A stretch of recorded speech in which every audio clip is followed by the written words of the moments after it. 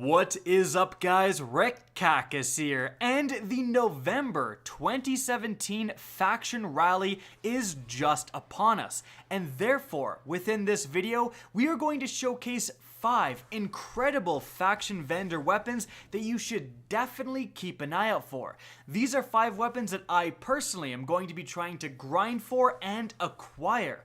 Although these weapons aren't currently available in-game, they are available to look at within the Destiny database. So we are going to dive into these weapons' stats and perks and discuss why these weapons are so potentially powerful. And hopefully you guys will get a much better idea of which factions to align with upon seeing these weapons. And so, let's get started. Now, beginning the list at number 5, we have the Contingency Plan Legendary Dead Orbit Scout Rifle. This is a very unique legendary scout, and it's the polar opposite of the last Dead Orbit Scout Rifle we saw, the Haunted Earth, that was the prize weapon for the first faction rally. This is a fast-firing archetype of scout rifles. It has the intrinsic perk Viced Rapid Fire, which means it's automatically full auto. It does less damage, but it can function in medium and even closer ranges better than any other scout rifle in-game. The only other legendary variant of this type of scout is the Black Scorpion 4SR. That weapon actually has a little bit more stability, but less range. The Contingency Plan also has a very good perk with accurized rounds, substantially increasing that range even farther. So this is something, if you like the Black Scorpion, which is again a very unique, potentially very powerful gun, I really enjoyed it in the beta, the Contingency Plan is potentially a better, more ranging version of that, and that's why you should definitely watch out for this gun. Now, when I say that, of course, I'm mostly referring to PvP. In PvE, these type of weapons don't have a ton of utility. They're very fun, but auto rifles are generally better. But if you want to use a very unique, very fun gun in PvP, mix things up, the Black Scorpion and therefore the Contingency Plan are viable options. Now, moving on from there, in the number 4 slot, we have the Stochastic Variable Legendary Future War Cult Submachine Gun. Now, according to the stats, it's 900 rounds per minute, and I know, that's not very good. Generally, these type of submachine guns just aren't as good as the 600 rounds per minute ones, like, of course, the Anti-OBD, an absolute terror in PvP right now, honestly top tier. But this weapon has a very, very important perk, and that is Phase Magazine. Phase Magazine increases the damage while lowering the fire rate, and it decreases the magazine size. So that perk, when equipped, will change this weapon to a 600 rounds per minute submachine gun in the energy slot, remember, and increase its damage to compensate to that new archetype. So therefore, this is something that has suddenly become definitely worthwhile. In PvP, those type of SMGs, again, like the Anti-OBD, are absolutely fantastic. This won't, it just won't have the range as the Anti-OBD. The Anti-OBD will, gun to gun, melt the Stochastic Variable. But again, it's an energy weapon. It really frees up your different build options. You can't run an Anti-OBD and also run something like the Origin Story, something like the Mida Multi-Tool, but you can with the variable and still have an SMG that delivers that 600 rounds per minute punch. And so therefore, it's really, really interesting.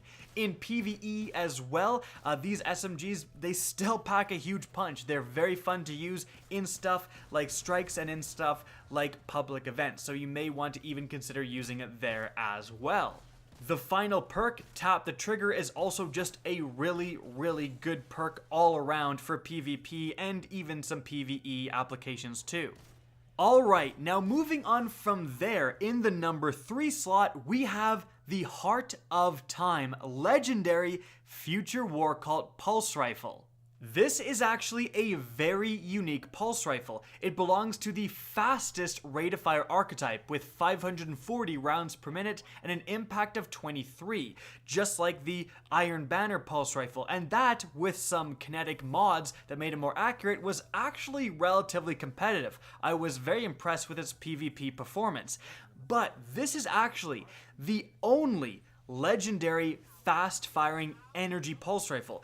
If you like those type of fast-firing pulse rifles and you want one for your energy slot, this is literally the only one in Destiny 2 that is legendary. So again, in terms of freeing up your slots for what you want to equip and what your build wants to be, just for that reason, this is something you should definitely want to acquire. It also has some really interesting stats and perks.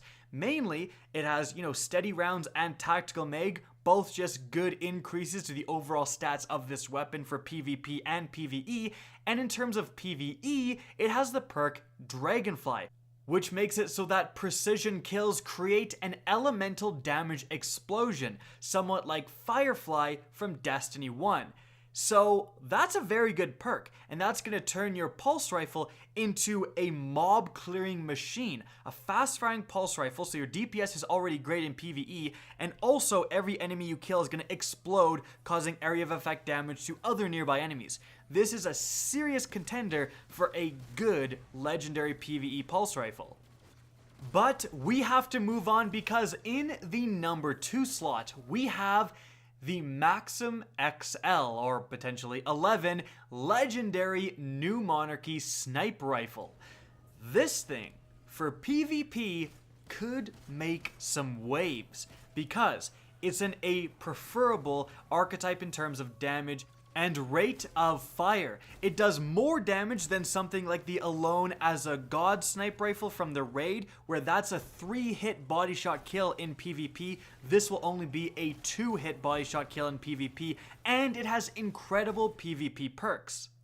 First off, it gets access to the SSO-08 sniper sight, which gives it a short zoom, which is absolutely what you want in a PvP sniper, and it also gets snapshot sights, faster to aim down sights, one of the best perks you're looking for, period, for a PvP sniper. So that combination, short zoom, preferable damage archetype, and snapshot, and not to mention it also has flared magwell or alloy magazine, which are going to increase your reload speed, which can also be very effective in PvP, but that's actually more of a PvE thing, means that this is going to be very, very desirable if you do like using sniper rifles in PvP. And again, like I said before, having access to flared magwell and then the rest of the sniper rifle is great as well, gives it some PvE viability. Being able to pound off 4 good damaging shots and then reload faster than normal is very, very effective. I seriously expect this weapon to become a not so uncommon sight in the Crucible. It checks off pretty much every box you want in a PvP sniper. But in any event, it is time to move on to our number 1 slot. The weapon that I'm definitely going to be going after the hardest is the Guiding Star Legendary Dead Orbit Auto Rifle. This is an incredibly unique weapon. So, it belongs to the 720 rounds per minute auto rifles. We already know how fantastic auto rifles can be. The 450 archetype is absolutely dominating right now. The Uriel's Gift belongs there. This is going to shoot much faster than that. We actually have another archetype at 600 that includes the Iron Banner auto rifle, for example. This is even above that. The only other 2 weapons within this archetype are the Velakadin and the Perseverance, both legendary energy viced auto rifles.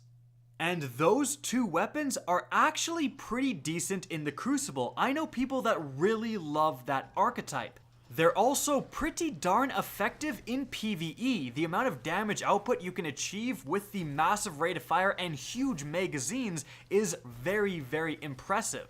But here's the important part. The Guiding Star is a kinetic weapon. So it is the only legendary kinetic 720 rounds per minute auto rifle in Destiny 2, period. So if you like those other 2 weapons, and you want to run one of those weapons and the Cold Heart, literally impossible. But now you can run an extremely high damage output auto rifle in your kinetic slot. This has actual end game implications. When I was running the raid previously, I would always use the origin story as my go-to kinetic auto rifle.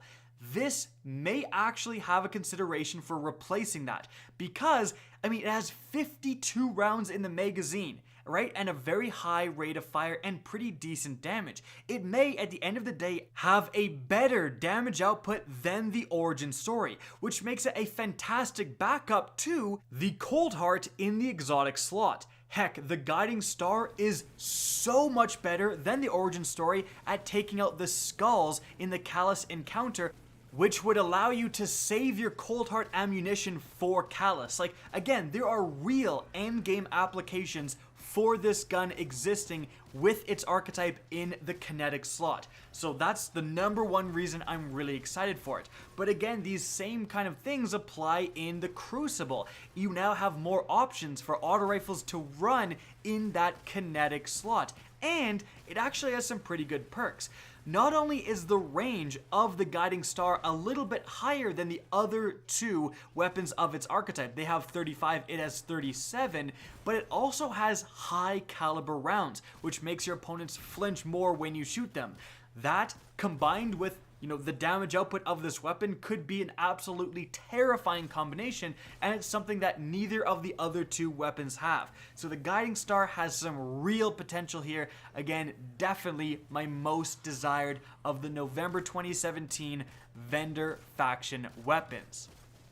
And so guys, that is it for the video. I hope you enjoyed and found this informative. Now, if you did, please remember to help me out by simply rating and especially sharing this video. If you guys want to see more Destiny 2 content similar to this, don't be afraid to slap that subscribe button. And if you actually want to get notified of new uploads, be sure to press the bell beside subscribe. Now, if you guys want to support the channel and myself, check out the official merchandise linked in the description down below. If you guys want to keep up to date with the latest channel activity, the best way is to follow me on Twitter at RickCacus. That is also linked in the description down below, as is my Twitch channel, which you can also follow. Again, I hope you enjoyed the video, and as always, have a good day.